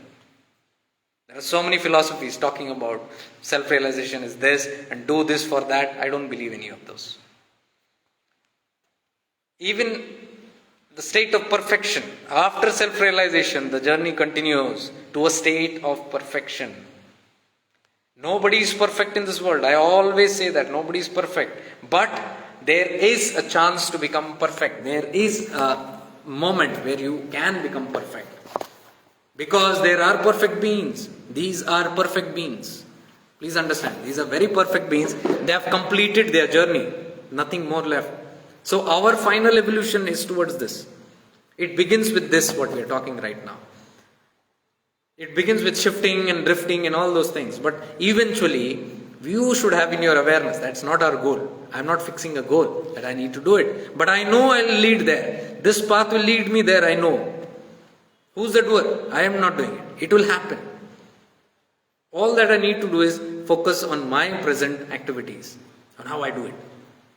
So that shifting into awareness also will cease after that certain time. It has to cease. And that in that realized state, there is a different activity that happens. And after that, one moves towards the state of perfectness. Please understand, nobody is perfect. The ones who are perfect is never the doer. The ones who reach perfected states, you'll see there is no doership. Absolutely no doership. That is a state of perfectness. In the state of perfectness, there is no teacher. There is no preacher. There is no teaching. There is no preaching. Everything stops, ceases. Because in the state of perfectness, or rishihood it is called. Rishihood, in the state of that perfectness, all activities drop. Till activities drop, it is not a state of perfectness. I will reveal to you, it is all there in the Chidakasha Gita, it is there in many other scriptures that I am referring to. That Bhagavan has pointed this many times. Ramana Maharishi and also Nityananda, they have been pointing out to these perfect, and they have been living that. No activity, if you see. And those activities are so unconscious. When he was building these caves here, there was no personhood there. He was just digging in some state. God knows who's doing what. Ramana used to say that, just move where your feet takes, you move in that direction. It's very difficult. Difficult to understand, but once you understand how the consciousness works, it's very easy. Where the doership completely goes, that is when you reach even perfect stateness, there is no even telling, there is no even teaching left, because the teacher again is the doer. There is a doer, teacher, is there. Means doer, the one who does it. The speaker right now, speaker, the one who speaks. Eater, the one who eats. So that doing will just cease. For that, before getting into that, I was saying about apara bhakti and para bhakti. Please understand this. This is the first step towards understanding these higher truths. If you are still stuck in that para bhakti and apara bhakti, you cannot relate. You might understand what I am saying, but you will not be able to go and live it and experience it, because those dualistic tendencies will pull you back. Like the dualistic karma kanda had pulled back the rishis, great rishis and their wives, from going ahead. Where Shiva came and told, you are stuck, my dear. Leave the activities. As much as karma kanda, as much as activities you do, you become the doer, and that brings you results and you get stuck in it.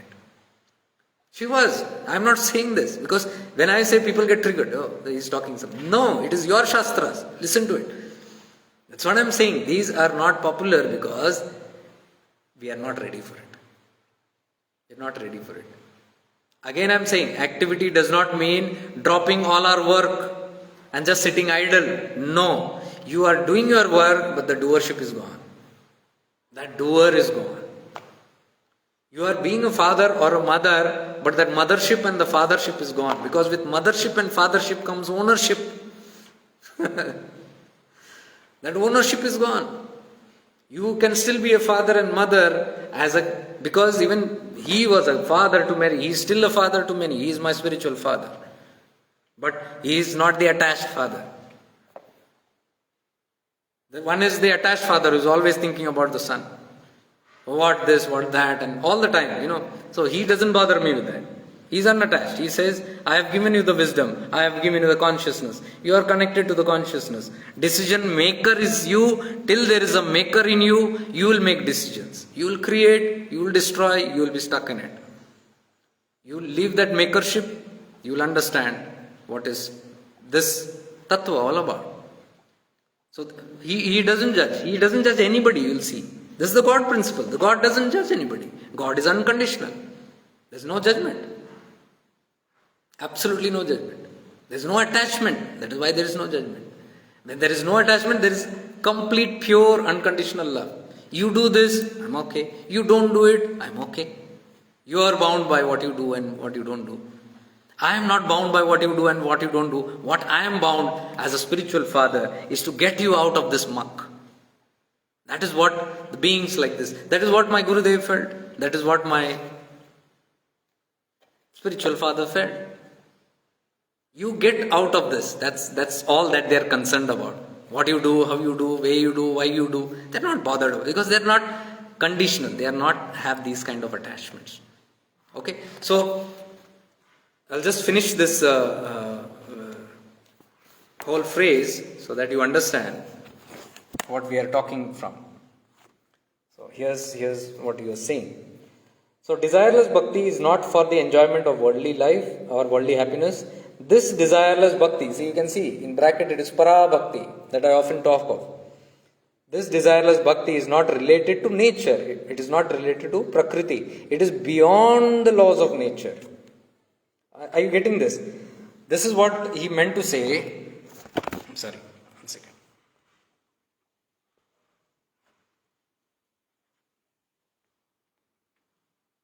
Okay, I got stuck with something here. See, that is why he says it is beyond the laws of nature. The laws of nature, again, that is samsara, that is the earthly plane, which has certain rules. This earthly plane has certain rules and dimensions here, certain conditions attached. So he says it is beyond the laws of nature. It will go beyond all the kind of rules and doctrines and dogmas. Desireless bhakti means selfless bhakti, which has no conditions attached. There is just love for the sake of love, that's all. Why do you come to here in Kanhangad? There is no purpose. As I get something, I will get even blessings. I will get spiritual progress. It's all good to come here with that. I'm not saying it's not. But on the higher end, this also should dissolve. You are just being, wherever you are carried for, wherever you are taken, you are moving with that spirit. And there is no particular purpose or an intention or a goal behind it. That is when it becomes selfless, because when you go into that mode is when you get into this mode of para bhakti. That bhakti becomes para. And when the bhakti becomes para is what he has revealed here. What all happens. This bhakti is not for getting rid of worldly difficulties. See, get this very clear. This bhakti means any difficulty. Oh, I have a challenge. I have a problem in life. I have a court case. I have a legal thing. Can I go? I was in Bevinkopa ashram. When I was going back, a gentleman was dropping me in the car. So he was very trying to connect with me and understanding what am I doing and all those things. And the more he got connected, the more I was seeing that he had some intention. Then he asked me, which place is better you staying, Ganeshpuri or Kanhangad? I said, everything is better if you can connect and relate to it. No, otherwise. I said, why are you asking? Then he came to the point. He said, I'm stuck in a lot of problems, a lot of court cases and all are going on, and things are not going well monetarily, finance. So where if I go? I said that is not the place for this. You go to a temple, you go find out some rituals, somebody who can do, somebody. There are measures, there are remedies for all that. But these tattvas are not for that.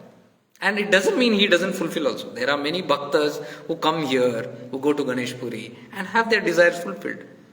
The desires will be fulfilled.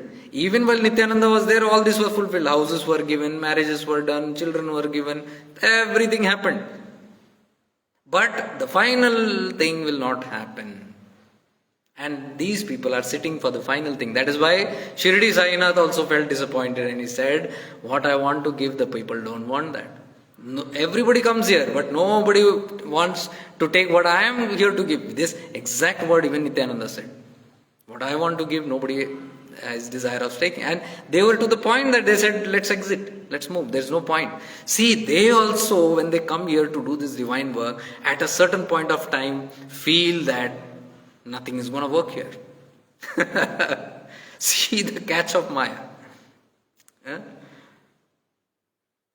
So, this bhakti is not for getting rid of worldly difficulties. This video also is not for everybody. Only few who can understand and relate to it. Then he continues saying, there is no relation whatsoever between this bhakti and worldly sufferings. He says, your pure bhakti has nothing to do with your worldly sufferings. It has no relation, he says. Then he says, no one should shrink back from this path of bhakti. One should only proceed in it. See, so beautiful. Once you come to an understanding of this parabhakti, you should not fall back. You should proceed ahead. He says, no one should shrink back from this path of bhakti, which is selfless and pure. One should only proceed in it. Okay? And then he says, like the big lizard in a fort which embraces the fort wall very firmly. I don't know what is that called. That reptile which sticks onto the wall and which doesn't come. There's something that's called. I don't know its name. So he's calling that a big lizard which sticks onto the wall, and even if 10 people drag it by the tail, it won't come off. That's how its grip is, this reptiles. I don't know, if you want, you can post the name here. What is that? So, like the big lizard which embraces the fort wall very firmly and never leaves it, desireless bhakti should be firmly embrace our lotus heart with steadfast bhakti and faith. So, with faith, he says, you should hold firmly to this tattva, this parabhakti, this selfless, this pure, unconditional love that you have, like this lizard. Yeah, Shaolin friend. Brother, that's gecko. He says it's gecko. I don't know, in India there's some name there.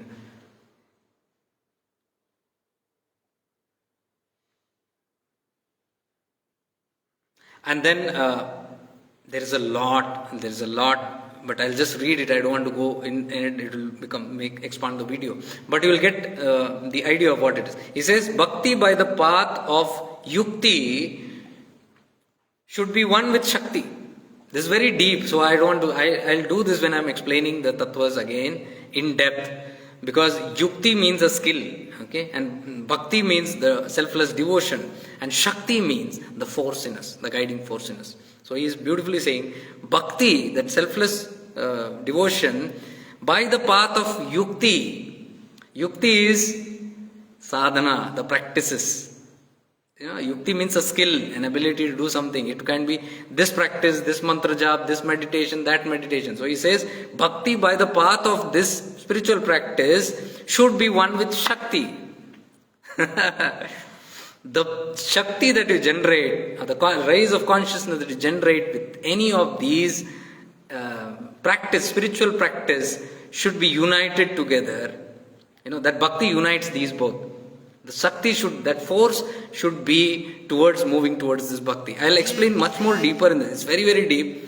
I had put this in my Chidakasha scripts long back. You can see a big explanation is there. I'll try to do this later, but I'm just continuing. Then he says, bhakti should be one with supreme energy that governs the universe by the path of skill. That means your path of your sadhana.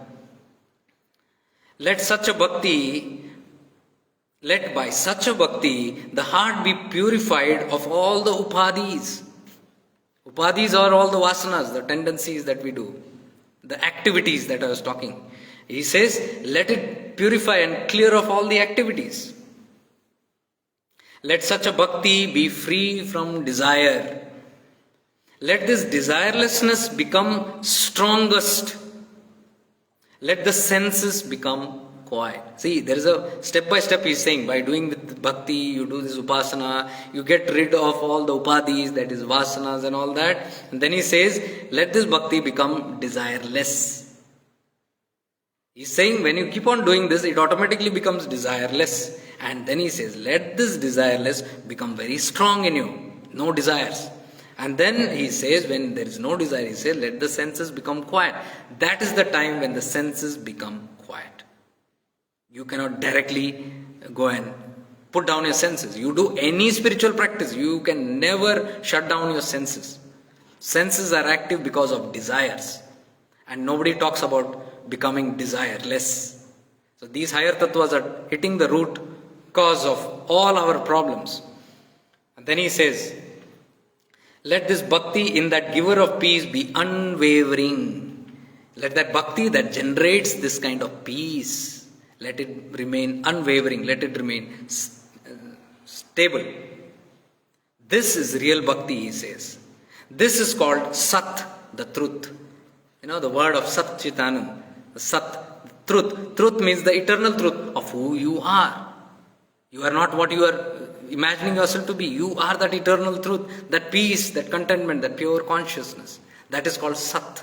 So it says, this bhakti is that Sat. It introduces you to the real truth of who you are. This bhakti is beyond this world and the next. This kind of bhakti, the selfless bhakti, is beyond this world that we see here, this Maya Jagat that we see, and even in the world beyond. There are many other astral dimensions. Even beyond this, there is the Swargaloka, the Pitraloka, Maharloka, Siddhaloka, it goes on. Different dimensions are there, where different astral beings and different experiences there also happen. It's a world on its own, the heavens. The celestial beings are there. But he says, it is even beyond that. This pure bhakti. Can you imagine that status? Means it is even beyond the state of godliness. There are many gods and deities around, angels around.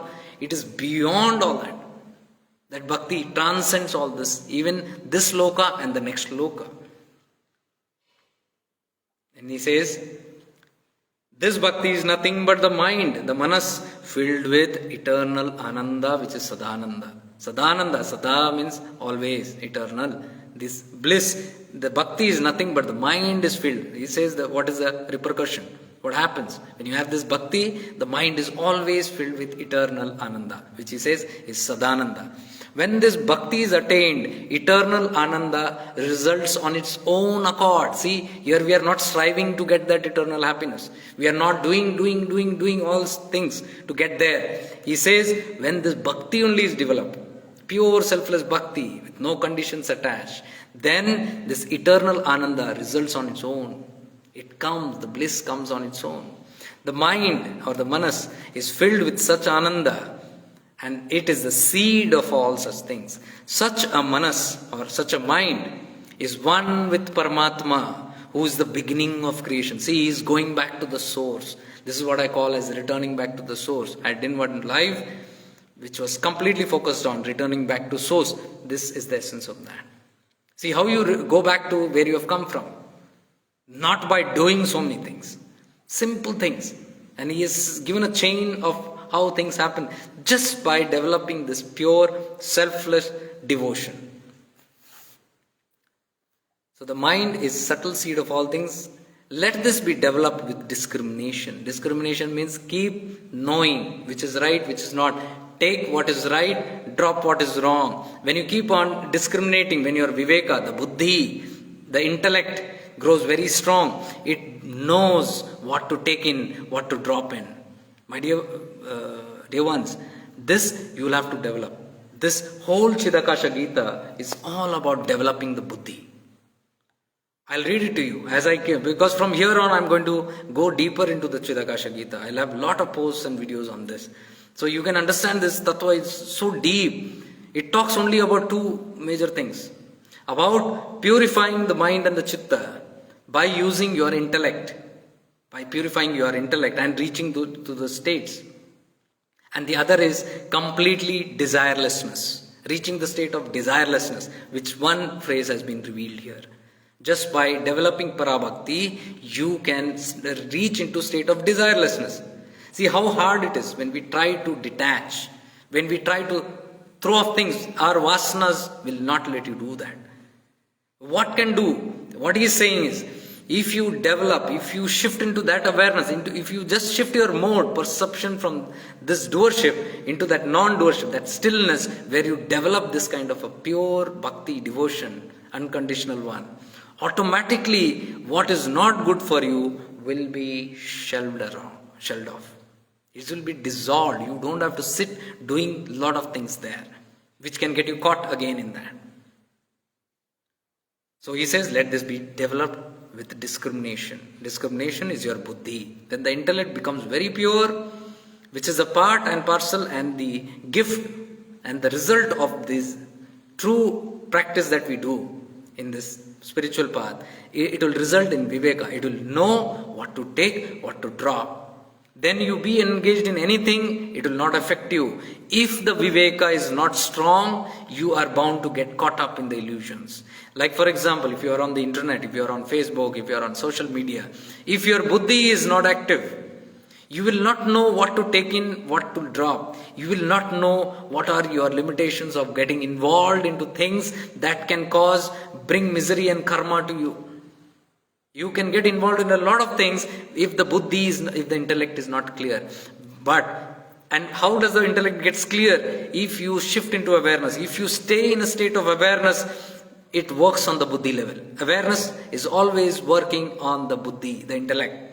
Awareness speaks through the intellect. Awareness works through the intellect, because in a state of awareness, the intellect is purified and it can clearly discriminate what to pick and what to drop.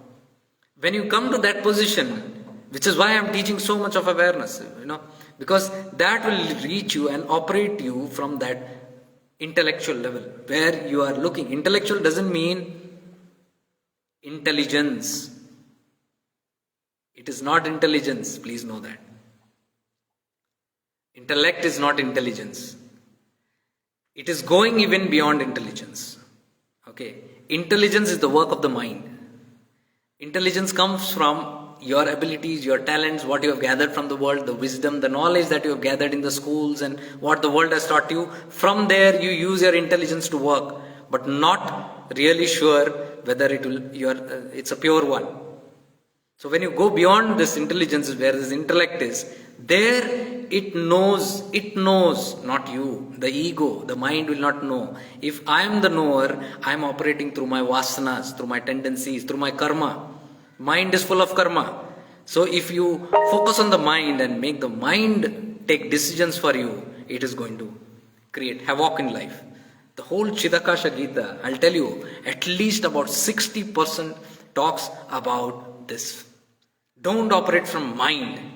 It talks on this. Operate from the intellect. And how to be in the mind? You stay in your ego consciousness. You stay in the body consciousness. You stay in the gross world. You automatically will be linked with your mind. How to get into intellect? Shift into awareness. Shift from the gross consciousness. Shift into higher awareness. When you shift into higher awareness, that pure consciousness, you are operating from that intellect level. And there, this discrimination, that is what he said. Let this be developed with discrimination. This pure bhakti can be developed only with discrimination. Means only through the eyes of your awareness it can be developed, not through the mind. Be very careful, dear ones. This is the slip. Whenever we are talking this is not a mind activity. Even whatever we are trying to do in the path, it is not a mind activity. It has to be operated from the awareness level. Then it will bring fructifying results. So he says, the mind is filled with eternal ananda and is without qualities. No qualities means the triguna, gunatitam, beyond qualities. It is diseaseless. It is the universal reason. It is called the creator. It is the witness of all. See, it is just a witness. It doesn't interact. No activity. God has no activity. There is a big myth that God is sitting there judging people. No. God is a tattva, the consciousness which is not bothered with what you do. It will give you whatever you ask for. You become an evil, you want to hurt someone, it has no problem. Because it knows you are the creator and you are the experiencer. Man hi karta, man hi bhokta means mind creates, mind experiences. Mind creates for pleasure, mind experiences pleasure. Mind creates something that can lead you to pain. The mind experiences, it is the mind that experiences, not you. That is why in your sleepness, when you are sleeping, you don't even have any problems in life. Whole day when you are awake, you are in a certain state of gloom or despair or sadness because something has happened. Who is the sufferer? It is the mind, not you. Mind suffers till the time it is active. You put it to sleep, the same sufferer will have sound sleep. The person who has disease will suffer from that disease only while he is awake. You put that person to sleep at night, there is no disease. It's all gone. So you, the real consciousness, does not suffer. It is the mind that suffers. So that's what he says here. I'm focusing on this because this is all about going beyond mind. It is a witness of all, he said. It is the one Sat, the eternal truth for this world and the next. It is the one pervading in and out. It's the same that is there in this gross consciousness, in the subtle consciousness. It is the knowledge, higher and the lower. See, there is a higher lower and there is a lower knowledge. Higher knowledge he calls, you can call it jnana, wisdom. Lower is vijnana. Vijnana, the science, lower knowledge. Jnana, wisdom, the higher knowledge. I always talk about this. There are always two aspects when I am talking. In shifting into awareness platform, I am always talking two different. The lower, higher. Every path has gross, subtle. You have a lower mind and a higher mind. You have a lower self and a higher self. You see, always there are two. In awareness also I talk, what I am talking is most of the time gross awareness, but there is a higher awareness. Right now what I am talking is all tapping into higher awareness. So there are two aspects. This is what he said. This is that knowledge, the higher and the lower, or the jnana or the vijnana. The knowledge, the science, the vijnana is the knowledge that has to be, that one has realized God and he or she is above bondage. So the lower knowledge is that understanding or realizing that the godliness and that I am beyond all this. I am not this. I am not actually this. That is the first step of that jnana. It is the cause and effect. It is the eternal witness. It is the sinless Atma. Okay, these are all definitions. I am just going on. It is a sinless Atma. It's pure. The soul without sin. And the witness of all, it just witnesses. It is the universal Guru. It is a Jagat Guru. Guru Purnima, I am trying to bring this thing to you. Who is a Jagat Guru? He has explained it beautifully. So here he is saying, this is the Jagat Guru. That Supreme Consciousness is the Jagat Guru, the Universal Guru. So if Universal Guru is the Universal Consciousness, who is the Guru? It is the individual consciousness, the Self. Self is the Guru, and that higher Self, when you connect to the Universal Self, which we call as Supreme, that is the Jagat Guru. It is the Universal Light. It is the universal father and mother. It is the Bindu of Omkar. I don't want to get it. It is too deep. Bindu, it's the creation point of that Omkar and all that. Because Chidakasha Gita, Bhagavan has explained what is Bindu, what is this Omkar, and how the world was created, how it is all a vibration. So he is just referring here in one line. So I won't go deep into it right now. He says it is a Bindu in the Omkar, the great. Om the movable, Om the seen and unseen, Om is the pranam mantra. Om the essence, Om the core, Om the ultimate, it is what is declared by the sages as truth. Om, Om, Hari Om, Tat Sad, Om, Shanti, Shanti, Shanti. I realized, I read the last, I didn't know this. This is the last phrase, this is the last teaching of Bhagavan Nityananda in Chidakasha Gita. See, this is mysterious to me because I am telling, if you want to understand the tattva of Nityananda, you have to start with this. And I see this is in the end, probably some kind of secret that you got to read it a reverse way. So I didn't know this is the last. Okay. So this is what the final words of Nityananda in Chidakasha Gita. And this is the ultimate, which is what is declared by the sages as truth. Om, Om, he says. So beautiful. So I hope this video will help you understand. I am leaving this recording behind so that people can look into this and understand the essence of the tattva. And once you get close to even this, you are ready to understand the tattva beyond. Behind this, nobody. I could see many people were there in the start, and when the moment I started talking about the details of this, they moved away. So this is what happens. What I'm trying to say, it's not easy. And I'm telling, if you're understanding this, what I'm trying to say, if you're relating this very well, what I'm saying, you don't know how blessed you are. You don't know how blessed you are. Because the eternal truths of all the secrets of life will be open to you. The Brahma Gyan will open to you. I'm not saying I'm sitting here. It will open to you from wherever. I'm just telling that you will just enter into that realm where things will happen to you. It happened to me. I didn't seek Brahma Gyan or this kind of Gyan. But that intensity with which I started walking the path, these things started opening up on its own.